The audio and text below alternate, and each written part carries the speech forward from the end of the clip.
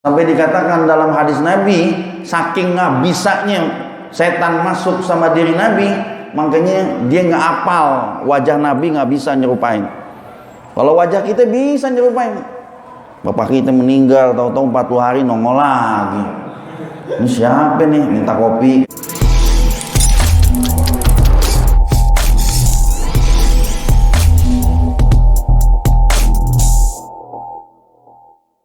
Bismillahirrahmanirrahim.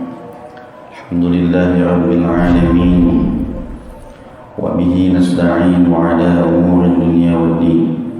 Salatu wassalamu ala sayyidina Muhammadin syarafil anbiya'i wal mursalin wa ala alihi wa ashabihi wa azwajihi wa zurriyyatihi wa ahli baitihi al-kiram amin ya rabbal alamin.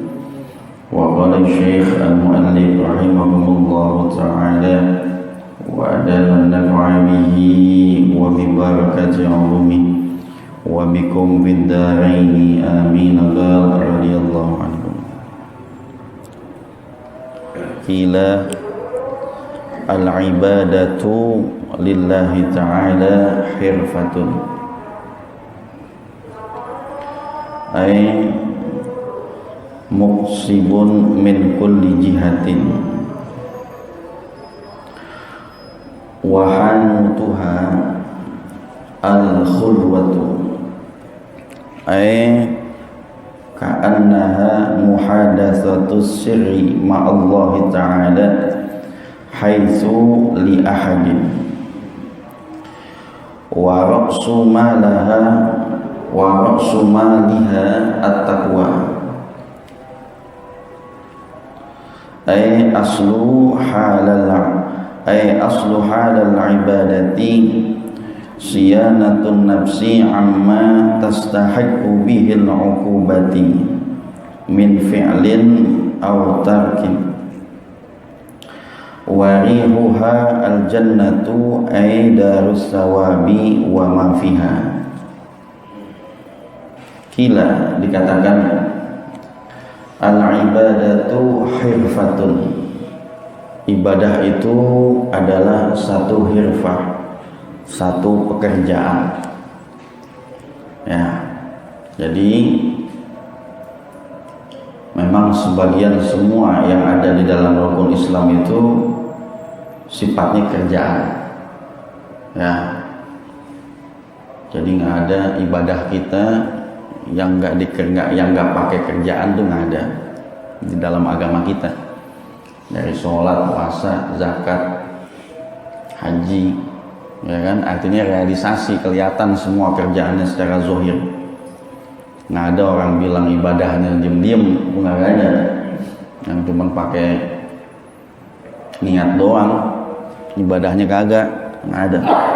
Jadi dia satu fi'il, satu pekerjaan yang kalau nggak ada kerjaannya nggak bisa dibilang ibadah ya. Jadi al-abid, bahkan ibadah tertinggi secara penghambaan itu adalah sholat. Sholat itu tertinggi ibadahnya karena kualitas abidnya lebih terlihat ya. Kemarin di Fathul Muin kan diterangin kitab kita yang pagi. Jadi yang afdol tuh kalau orang sujud tuh sampai keningnya itu rendah, yang yang hinanya itu tinggi begitu. Jadi itu ya nian kita nih ya, dubur kita lebih tinggi begini. Karena kan juga ada orang yang sholatnya begini nih, sujudnya itu dia sejajar gitu begini nih kan, begini juga jidat kita udah nyampe deh begini gitu ya kan. Jadi nggak tinggi begitu, ininya nggak tinggi nih sampai belakangnya. Yang afdol tuh duburnya diangkat ke atas, itu namanya sikap abid tuh tertinggi. Bahkan Nabi kita lahirnya kondisinya begitu. Nabi lahirnya kondisinya ketika Nabi lahir dia sujud, belum ketemu deh bayi yang lahir sujud. Artinya dia udah mengakui keagungan Tuhannya, dan itu posisi terbaik tuh. posisi di mana seorang hamba dekat sama Tuhannya. Yang afdal begitu, duburnya lebih tinggi, jadi nggak sejajar begini, agak naik begitu ke atas, diangkat ke atas dia. Jadi bagian yang terhormat di bawah sekali, bagian yang terhina di atas, ditukar jadi posisinya. Yang kedua, sujud itu di kitab Fathul Muin terangin ketekan gitu, kayak bukan ditekan, maksudnya dibebanin, kayak di gitu tuh, nggak cuma nyentuh aja gitu. Ada orang kan yang penting kan nyentuh, ya kan, udah berasa kesentuh, ya udah sah gak sah ya. Tapi kalau mau lebih sah lagi, kayak dibebanin, kayak diberatin di pala tuh, ditekan jadinya, ketekan tuh yang lebih mantap lagi. Jadi itu sujud posisi sempurna kayak begitu. Jadi benar-benar didesak palanya itu sampai ke bawah ya. Nah itu posisi terbaik ketika seorang hamba di sisi Allah Subhanahu wa Ta'ala. Bahkan dia doang gerakan yang sampai 2 kali diulang di sholat kita, yang lain kan nggak ada sampai 2 kali ya kan? Ruku nggak 2 kali, nggak tidak di antara 2 sujud doang yang 2 kali ya. Di semua sholat kita sujud 2 kali, dan ini rukun fi'liyah, rukun fi'li yang wajib hukumnya, kalau ente tinggalin gak bisa. Nah itu posisi kehambaan. Jadi itu anak abid kan, kerjaan seorang hamba gitu. Nggak ada ibadah yang bukan kerjaan tuh, kagak ada tuh. Jadi ibadah itu bagian dari pekerjaan. Wahanu tuha, dan hanut tuh kalau kata kita tokonya hanut ya, tempat dimana kita naruh barang dagangan kita. Ka'annaha muhadatsatu sirri ma'allahi ta'ala, tempat dimana kita naruh barang-barang yang kita mau dagangin. Hanut, toko deh kalau kita. Tokonya itu adalah al-khalwat. Khalwat itu menyendiri ya, menyendiri ibadah sama Allah. Jadi kudu ada hanut tuh ya, jangan sampai ibadah zohriyah semua, harus ada yang punya hanut. Minimal kita punya tempat di rumah yang khusus kita buat ibadah di situ. Itu hanut Tuhan namanya. Jadi orang kalau kagak punya hanut ya, kayak orang punya dagangan tapi tokonya kagak ada, ya udah warawiri aja udah ya kan. Jadi hanut itu tempat di mana manusia itu ngadu sama Allah, tapi selain tempat ibadah yang secara global. Kalau masjid kan ini global ya kan, yang semua orang bisa hadir di sini. Ini ada di rumah kita tempat yang kita nggak kotak-katik buat ibadah kita ya. Kalau sekarang memang susah, sempit nih rumah kita Ustaz. Tapi kalau kalau dipentingin gitu buat gitu-gituan bisa sih ya. Kalau dipentingin, kita cari sejadahnya yang empuk, yang enak gitu ya kan. Tapi biar kata empuk juga bawaannya kagak mau duduk, tetep deh susah emang. Taruh yang empuk, yang enak ya, AC tempatnya, wah gitu. Jadi ibadah kita yang bikin kita tenang, itu namanya wahanutuha. Jangan sampai sama sekali nggak ada khalwat, ibadah yang cuma diri kita doang yang tahu. Jadi itu tempat kita ngadu tuh posisinya. Tapi saya udah ngadu Ustaz ya, di dalam sholat wajib saya itu secara jahriyah namanya ya, secara globalitas banyak semua orang tahu. Tapi ini yang kudu kita sendiri sama Allah Subhanahu wa Ta'ala. Maka di sini dikatakan di kitab di kitab syarahnya, muhadatsatu sirri, tempat di mana diam-diam ma Allah Ta'ala, tempat di mana ente bersama Allah Subhanahu wa Ta'ala diam-diam ibadahnya. Nah itu berarti kan semacam tempat khalwat gitu. Di mana Ustaz? Di gunung, nggak usah jauh-jauh gunung, di rumah kita aja. Keuntungan umat Nabi Muhammad, ada keuntungannya, semua bumi ini bisa dijadiin tempat ibadah sama dia ya gak? Sebelumnya nggak bisa, tempat ibadah mereka udah ditentukan udah. Tapi umat Nabi Muhammad kelebihannya, keuntungannya, sebagaimana di kitab Tanbihul Ghafilin itu yang karangan Abu Lais As-Samarqandi, yang dia nggak punya, umat Nabi yang lain punya. Di bumi Allah mana aja ente bisa sholat tuh, bisa jadi tempat ibadah kita mau di jalanan, di kereta jadi orang sholat, ya. Jadi nggak kudu ditentukan. Andai kata ditentukan, makin banyak orang yang kagak ibadah. Ini aja dibebasin pada kagak sholat, ya kan? Udah bebas, mau di mana aja ente ibadah, terserah, bisa ditentukan di mana aja. Tapi menyesuaikan waktu di mana ente berada. Ya, kalau ente lagi ada di Bandung, waktunya pakai yang di Bandung. Jangan yang di Jakarta. Tetap pakai di mana ente lagi berada. Tapi ini bumi Allah yang mana aja bisa jadi tempat sujud kita. Jadi udah mudah, udah gampang, ya nggak perlu kita repot-repot lagi. Yang penting asal ada tempatnya, asal ente mau ibadah, udah kagak ada alasan lagi di mana orang nggak bisa ibadah sama Allah Subhanahu Wa Taala. Udah bebas sudah. Kalau di Indonesia kita belum lihat orang sholat di jalanan. Kalau di Mekah banyak ya orang sholat sampai di pinggir jalan, itu ada sering. Ya kalau kita kan terkhusus tempat di mana kita ibadah. Kayak sholat misalkan Idul Fitri ini Al-Hidayah kan sampai luar. Misalkan sampai situ, kan itu sah semua sholatnya, sah gak kira-kira di luar? Sah.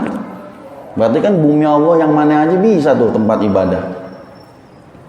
Tuh kholwah. Nah sekarang kalau kholwah itu bagaimana? Kholwah itu tempat di mana ente menyendiri. Ya, ente zikiran di situ, ente baca Quran di situ, yang nggak dirubah-rubah tempatnya. Ya, jangan bongkar pasang. Kalau ulama semua punya tempat begituan, pasti punya dia. Ya, dia gelar sejadah, yang sejadahnya itu kagak bisa dikotak-katik lagi. Jadi dia mau baca Quran, dia mau baca apa aja, dia mau sholat malam, itu tempatnya udah di situ. Itu namanya kholwat. Di mana orang kudu menyendiri antara dia sama Allah Subhanahu Wa Taala. Kalau udah punya begitu, tuh tempat namanya tokonya itu. Ya, tokonya, pekerjaan yang namanya ibadah itu namanya hanud, adalah al-kholwatu, dia menyendiri. Wa ra'su maliha, ya, ra'su maliha, kepala harta. Kalau kata kita kepala harta ini bahasa gampangnya modal, kan namanya kepala harta, inti harta kita. Ya orang mau dagang, ada harta awalnya nih, namanya modal. Ya dia mau kerja, mau ngapain aja, ada harta intinya. Nah di sini kalimatnya ra'su maliha, kepala hartanya, modal hartanya adalah at-taqwa, modal untuk takwa. Ya, jadi harta takwa ini sering diibaratin pakai apa namanya, dengan diistilahkan sebagai harta, karena yang namanya takwa itu mahal, nggak semua orang bisa. Ya, takwa kan asasnya sih cuma dua, tapi ngerjainnya susah. Ada yang bisa ibadah, maksiatnya masih jalan. Ya kan, amar ma'rufnya bisa, nahi munkarnya nggak bisa. Ada yang nahi munkarnya bisa, tapi gagal sholat, kan begitu. Ini sama aja nggak bisa, asasnya dua. Kunci takwa itu dua, dan takwa ini modal. Nah, kalau kita mau nyari apa aja modal, teman kerja cari yang takwa, aman jadinya. Ya gak, teman hidup cari yang takwa. Ya gak, mau nyari mantu cari yang takwa. Kalau udah sanatnya ke takwa, modal awalnya udah ada, dia mau ngapain aja aman gak? Ya, karena kalau kagak takwa berarti orang ini kagak ada takutnya dia. Ibadah yang mana aja dia mau tabrak aja. Kenapa? Takutnya nggak ada. Karena takwa ini definisinya kalau orang-orang awam ngomongnya takut. Ya, kalau takwa menurut hadis Nabi itu imtisal fi awamirillah wajtinabun nawahihi. Orang kalau ditanya takut gak sama Allah? Takut, tapi sholat kagak. Ya gak? Orang ditanya takut gak sama Allah? Takut, tapi maksiatnya tetap jalan. Makanya kalau takwanya pakai cara yang di agama kita diajarin, takwa itu adalah imtisal fi awamirillah, menjunjung tinggi perintah Allah, ya, dan menjauhi segala larangan Allah. Itu asas takwa namanya. Jadi nggak cuma modal takut. Kalau dia bukti ada ibadahnya, berarti yang benar takut dia sama Allah. Kalau dia mau ninggalin maksiat, berarti dia memang takut dia sama Allah Subhanahu Wa Taala. Gitu. Nah itu modal hartanya. Ya, dimana orang mau dagang pasti kudu ada modalnya. Kalau kagak ada modalnya nggak bisa dia dagang. Ya kan? Nah, modal dagang, modal ibadah kita adalah takwa. Orang yang takwanya belum ada, ibadahnya kagak bakal bisa lama. Karena ibarat ibadah, ibarat orang dagang tanpa modal, susah dia lama-lama. Kalau asas takwanya kagak ada, dia pola ibadahnya ibadah yang kadang datang, kadang kagak, kadang ngerjain, kadang kagak. Ya gak, kadang cepet, kadang belakangan. Ya, begitu, karena asas takwanya kagak ada. Kalau udah punya takwa, dia standar tuh ibadahnya begitu-begitu aja udah. Yang terakhir, waribhuhal jannah, dan hasil keuntungannya adalah surga. Ibarat orang dagang, nggak ada orang dagang yang kagak ada hasilnya, nggak ada. Iya nggak? Yang namanya orang dagang, yang namanya untung itu harus ada. Ya kata dia, enggak, aneh sih nggak ada untungnya. Nggak bisa dia. Namanya orang dagang ya pasti kudu ada untungnya. Yang namanya ibadah, kalau modal utamanya udah ada, takwa, itu juga harus punya untungnya. Untungnya adalah surga. Tuh surga ibaratnya untung daripada hasil ibadah kita. Kalau surga nggak bisa kegapai sama kita, berarti ada yang salah nih dalam modal kita. Berarti ente dagang modalnya kagak punya. Berarti ente ibadah kagak pakai takwa. Ibadah yang kagak pakai takwa nggak bakal bisa nganterin kita ke surga. Ya, karena ibadahnya modelnya masih angin-anginan berarti. Ibadah yang kadang-kadang kalau lagi ada masalah dia baru ibadah. Kalau masalahnya selesai juga ibadah kita. Makanya kadang-kadang orang kalau dikasih masalah itu banyak hikmahnya. Karena banyak orang yang kalau kagak ada masalah, ibadah mungkin ya, cuman kurang menjiwai ibadahnya. Tapi kalau lagi ada masalah, ibadah kita ketahuan, berasa enak gitu kita ibadah, berasa nikmat kita ibadah kalau memang ada ujian. Maka ujian ini penting. Maka kalau buat ulama-ulama kita diuji itu ya dia beruntung sama Allah, dipilih buat orang yang diuji. Kalau kita kan diuji nyerah. Ya, kalau bisa jangan banyak-banyak ujiannya. Kenapa? Padahal kadar ketentuan ujian udah diukur semua sama Allah. Nggak bakal Allah uji seseorang di luar kapasitasnya, nggak mungkin. Pasti ada kapasitasnya, walaupun ada doanya.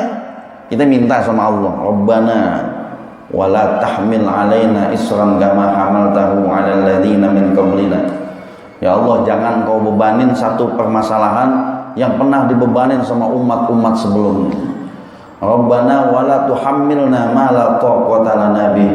Rabbana, ya Allah ya Tuhan kami, wala tuhammilna ma la taqata lana bih. Jangan engkau bebanin satu masalah yang saya sendiri nggak mampu. Tapi sebelum ente minta itu pun, ujian yang Allah kasih pasti sesuai dengan kapasitas kita. Karena Allah Maha tahu kondisi kita. Kalau kita udah diuji dengan yang model A, pasti memang tubuh ente mampu untuk nyelesain masalah ini. Cuman kadang-kadang manusia nyelesain masalah kagak pakai Allah Subhanahu wa taala. Karena masalah kan bisa cepet, bisa lama hasilnya. Kalau cepet pakai hawa nafsu, beres juga, cuman berantakan.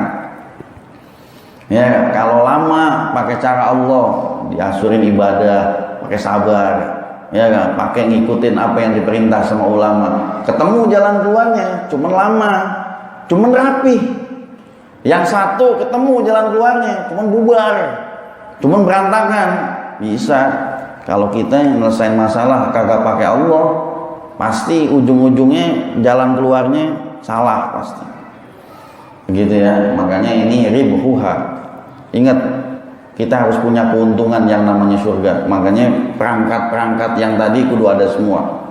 Ya, kalau memang ibadah itu satu pekerjaan, berarti kita kudu punya tokonya. Tokonya adalah khalwat, dimana ente kudu menyendiri ibadah. Ya, nggak semuanya jahar. Ada ibadah yang orang nggak tahu. Ya, ada tempat dimana kita ngadu sama Allah Subhanahu Wa Taala. Ada takhusus, ada bacaan-bacaan, ada wiridan. Atau ente baca Quran di tempat yang orang nggak tahu. Yang ketiga, dia harus punya inti modalnya. Inti modalnya adalah yang namanya takwa. Karena ngerjain apa aja kalau pakai takwa aman. Ya kan? Kalau dia jadi karyawan, takwa aman pasti. Ya kan? Kalau dia jadi anak buah takwa amat, dia jadi pejabat pun kalau takwa amat. Kalau nggak takwa, mau jabatannya apa aja, mau kerjaannya apa aja, nggak bakal deh. Susah kita untuk benar. Ya, maka takwa ini jadi modal. Yang terakhir hasilnya itu adalah jannah. Hasilnya adalah surga. Nah, itu dia. Baik, ada yang mau ditanya?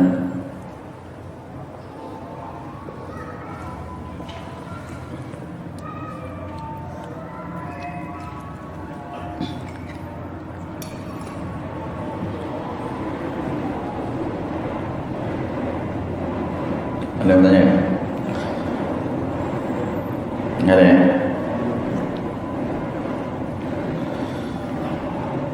Malik bin Dinar. Ya, ini penutupnya nih masalah yang terakhir. Oh, ya.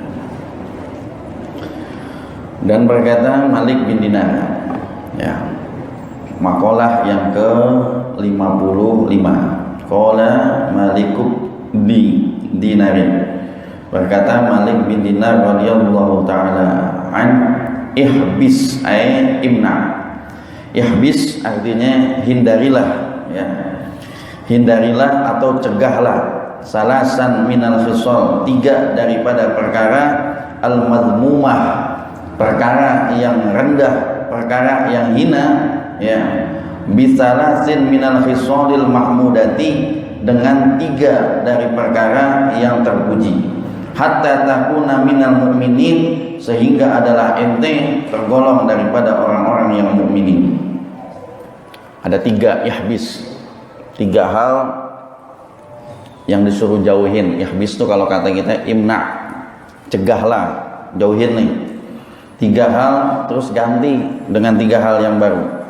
Hatta takuna minal mu'min, sehingga ente benar-benar jadi orang mukmin. Yang pertama al-kabir bit tawadhu'.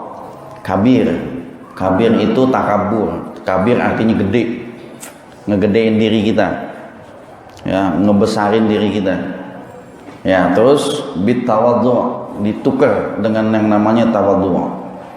Ya, ini kalau kata bahasa kita ini namanya kibir. Memang kalau orang sombong itu kagak bakal nganterin apa-apa, karena manusia itu kagak ada yang bisa nyombongin. Maksudnya kagak ada yang bisa disombongin, kagak ada. Allah punya apa ya, kita punya zikir yang la haula wala quwata illa billah. Itu zikir yang bisa ngancurin sombong itu. La haula, tidak ada daya. Ya, daya, wala quwata, tidak ada kekuatan. Daya sama kekuatan itu milik Allah. Ini kalau lagi sehat begini memang kita berasanya enak.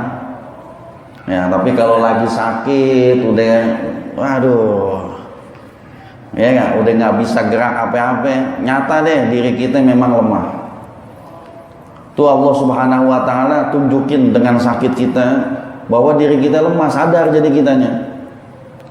Fir'aun kenapa dia nggak sadar-sadar? Karena nggak sakit-sakit, makanya nggak sadar-sadar dia. Dia nggak sakit semua. Oh, jadi orang yang dikasih sakit tuh masih Allah kasih sadar. Cerminnya gampang. Berarti kalau orang sakit ya lemah berarti. Ya, sakit A, sakit B, sakit C. Kayak kemarin di belakangan saya sakit tuh hampir 3 minggu lebih, berasa udah kagak punya kekuatan. Ya, karena sifat-sifat sombong ya bisa paling gampang tuh muncul di posisi orang-orang yang masih muda-muda. Ya kan, masih muda, masih punya kekuatan segala macam, bisa ngelakuin apa aja. Wah. Tapi waktu pas kemarin sakit begitu aja udah kagak gerak gitu. Waduh. Berasa kalau diri kita memang nggak punya apa-apa udah. Ya, kalau Allah mau dibawahin lagi lebih dari itu sakit, udah nggak ada gerak apa-apa udah. Tuh Allah Subhanahu Wa Taala. Jadi nggak ada kekuatan. Kalau Allah punya kekuatan segala-galanya, karena Allah nggak ngelemahin sedikit pun, nggak pernah lemah. Sedikit pun dia nggak pernah merasa susah. Sedikit pun sakit, ya kagak kan sakit. Nggak ada sifat-sifat kelemahan buat Allah Subhanahu Wa Taala, kagak ada. Tuh makhluk tuh. Jadi takaburnya kita itu ketularan tuh sama setan. Karena setan yang punya sifat itu awal kali. Ya, aba wastakbara wa kana minal kafirin. Aba, saya nggak mau sujud sama Nabi Adam. Wastakbara, dan saya ngebesarin diri. Khalaqtani min nar wa khalaqtahu min tin. Ente ciptain aneh dari api, wa khalaqtahu min tin. Nyiptain dia dari tanah. Tuh, dia kabar jadinya. Lupa dia tuh. Lupa kenapa? Dia harus ngegedein dirinya. Jadi manusia ini kalau dia ngegedein dirinya, kita harus sadar asal kita dari mana. Ya Nabi bilang, kalau mau ngilangin kibir, satu, kita harus tahu apa modal penciptaan kita. Ya, yang kedua, kalau kita memang mau kibir, yang kedua lagi nongol kita brojol, berasa bawa apa kita? Ya kan? Yang hari ini kaya banyak hartanya, apa iya dia pas brojol bawa peti kemas begitu, peti emas? Enggak kan? Ya kan, ente bawa apa di sini? Ya kan, lagi di sini ente usaha, Allah bantu semua. Kayak orang dagang, kalau dia bukan dipanggil nih semua orang yang mau beli, siapa yang mau beli barangnya? Ya kan, sama orang kerja kan dia nempel sama satu perusahaannya kerja begitu karena ada yang datang ke situ. Kalau nggak ada ditutup misalkan, tutup semua. Yang nggak usah jauh-jauh nih kayak sekarang nih corona nih. Kan corona mempersulit kita semua, bikin susah kita semua kan. Perusahaan udah banyak yang tutup gini hari. Ya mungkin karena nggak berputar segala sesuatunya di situ tuh kekuatan Allah Subhanahu Wa Taala. Kalau Allah mau bikin kita susah, Allah utus makhluk yang paling terkecil aja udah susah semua kita. Ya kan? Yang sakitnya panas pasti nyangkanya ke situ. Ya kan? Yang sakitnya batuk ke situ juga.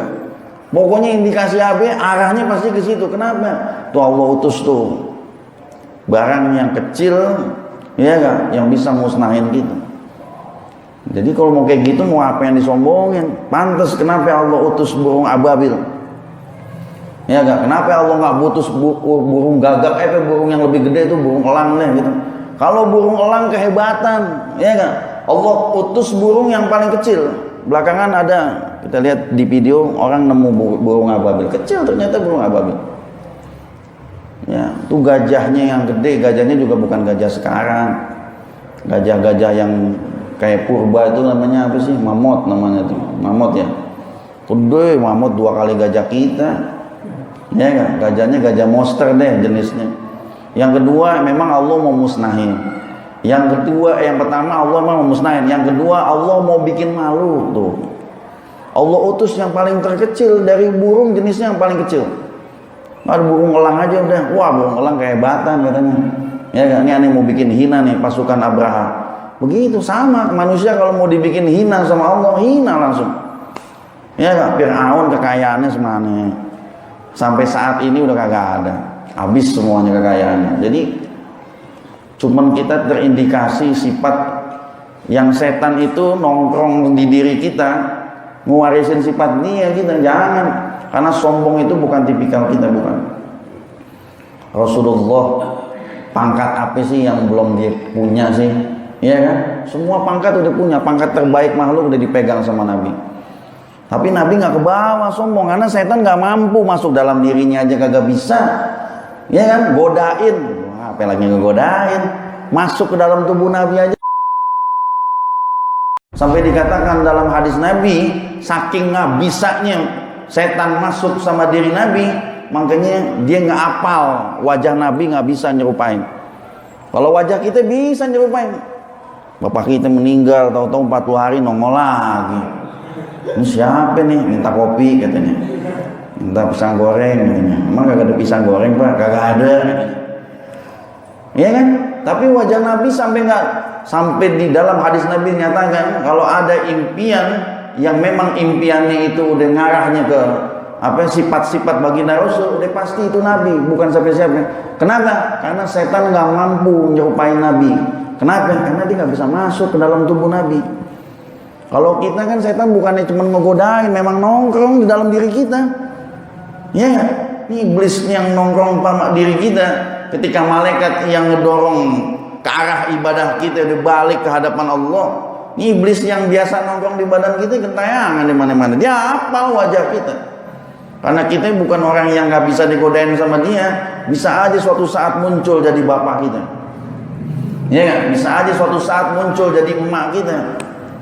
Masuk ke impian kita, entah nampak lah, macam-macam lah jenisnya udah. Ya, itu kan yang jadi hal kadang-kadang itulah kelemahan manusia. Jadi kalau Nabi dia mau nyombongin, dia lebih layak dia, karena jabatan nggak ada jabatan manusia yang dimiliki sama baginda Rasulullah. Tapi Nabi terhindar dari itu karena Nabi nggak pernah menyatu sama iblis. Kalau kita sana nyatu, sifat dia kewarisan ke kita di akhirnya. Ya kan, udah bagus-bagus, cakep-cakep ibadah, sifat sombong dah. Ini sifat sombong nih ibarat atap nih.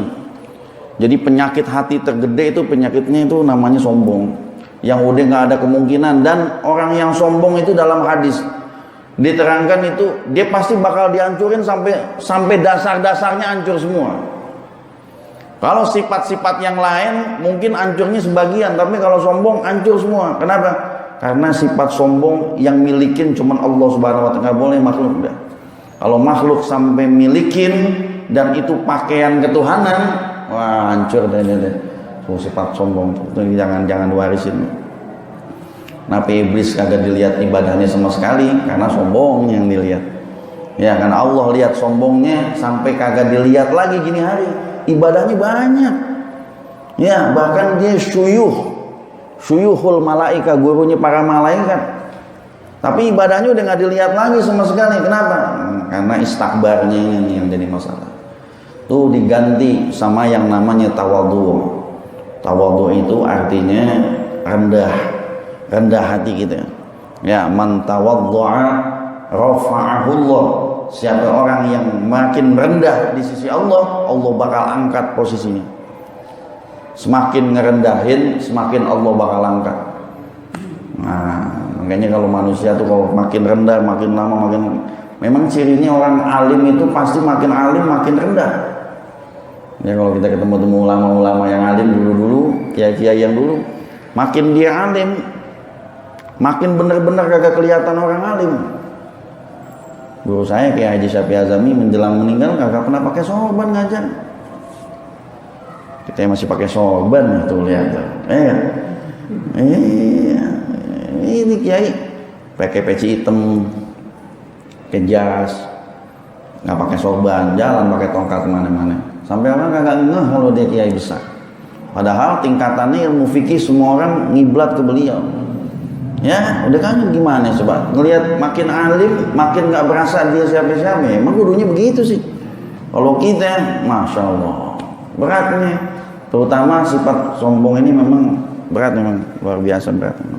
Cara ngilang ini tuh dia banyakin baca zikir itu, la haula wala quwata illa billah il aliyyil azim, la haula wala quwata illa billahil aliyyil azim. Itu diulang-ulang tuh baca.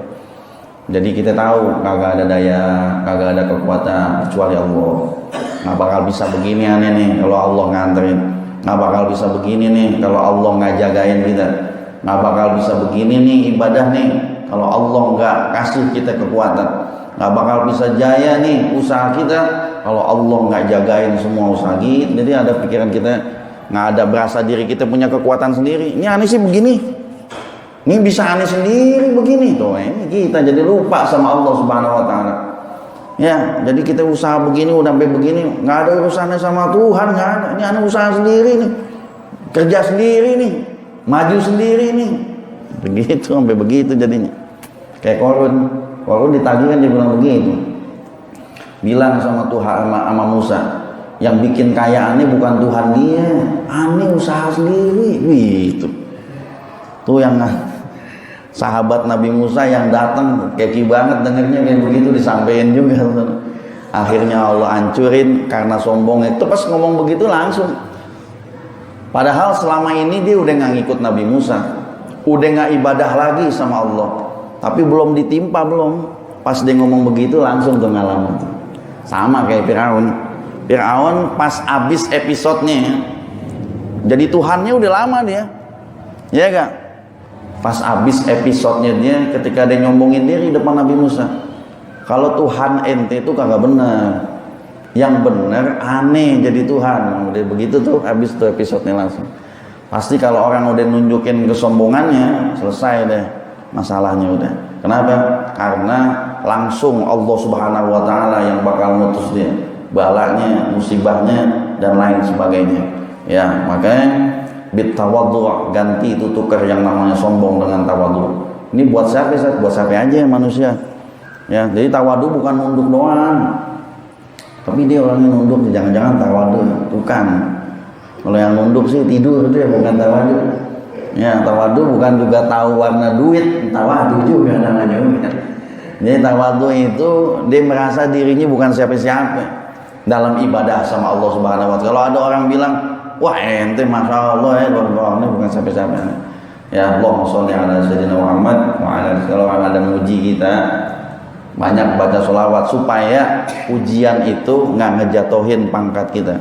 Karena pujian bisa ngejatuhin nih. Kalau ente nggak baca sholawat, pujian jatuh ini.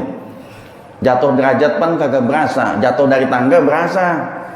Iya gak? Jatuh satu, jatuh lagi. Selama ini yang kita pengen naik derajatnya, ya ini ibadah ente ini lagi naikin derajat kita.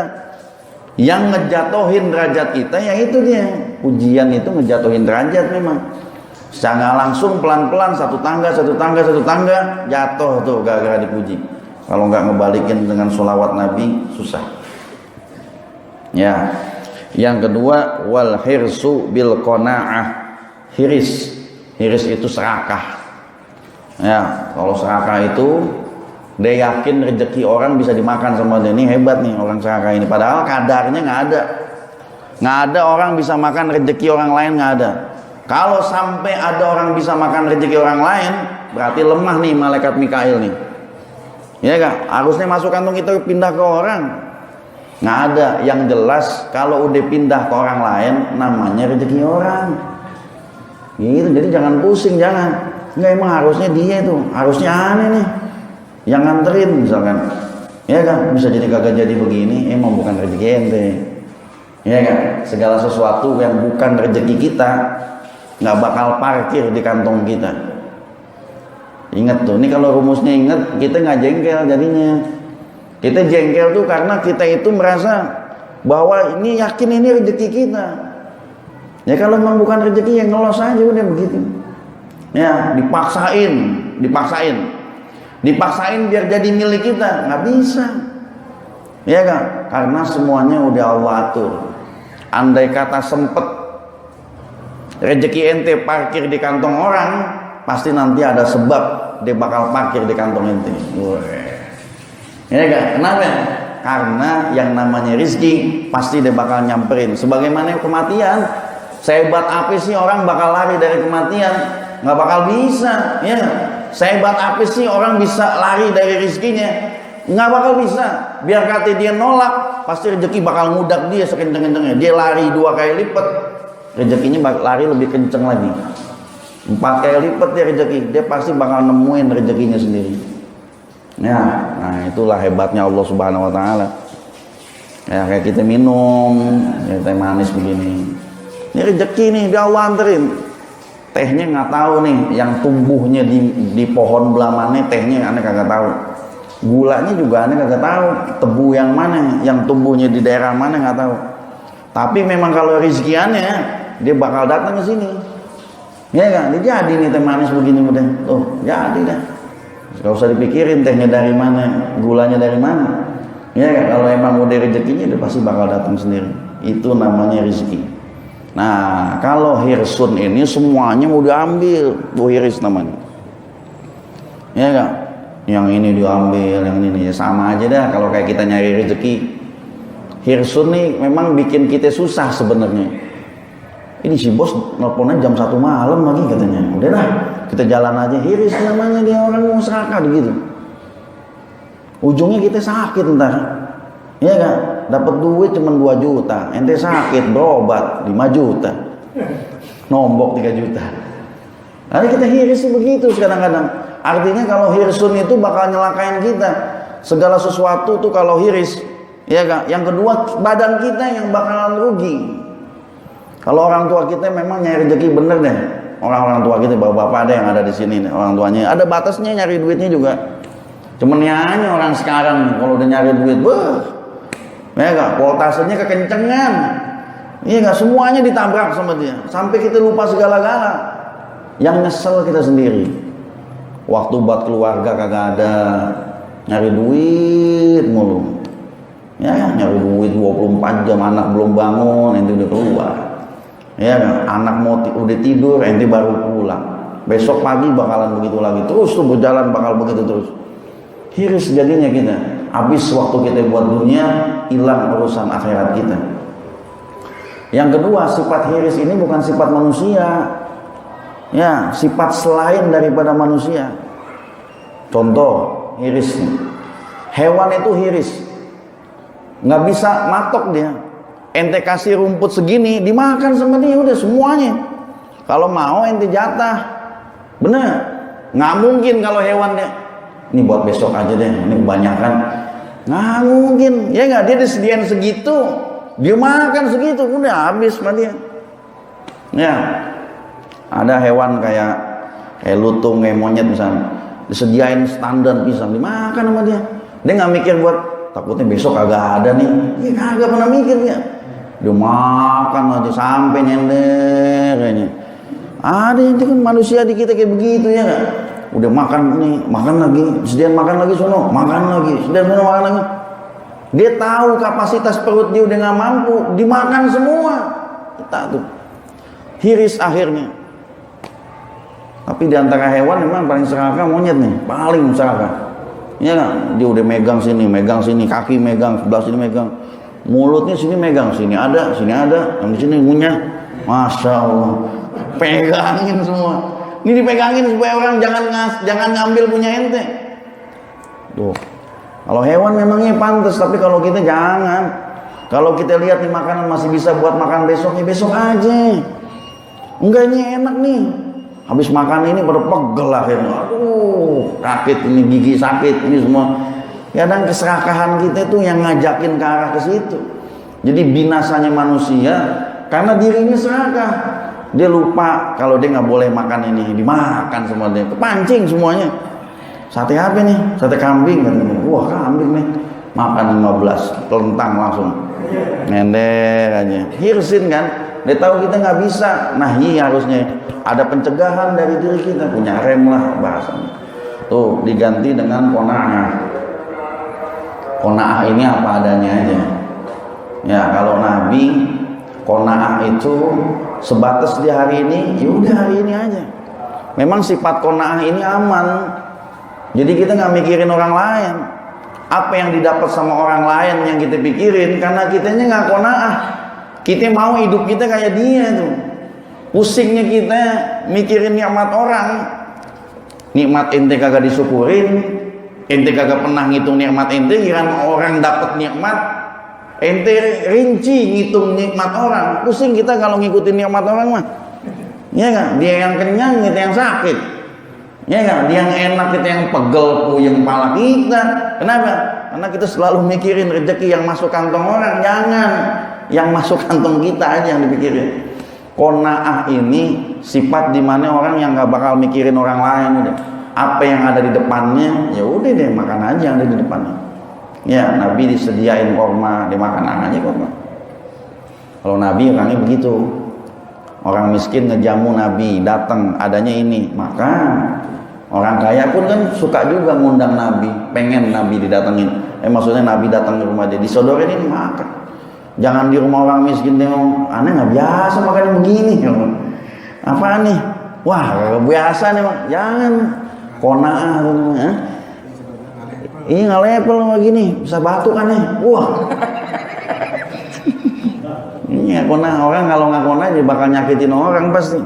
Ya, jadi sifat qanaah satu bikin tenang kita, qanaah. Orang serakah jiwanya gelisah pasti, karena dia mau yang sono harus kita ambil lagi. Orang qanaah itu tenang, nggak diudak-udak. Udah Pak, besok pagi aja, ya udahlah. Udah besok pagi. Hidupnya tuh cukup gitu, nggak ribut urusan yang lain-lain.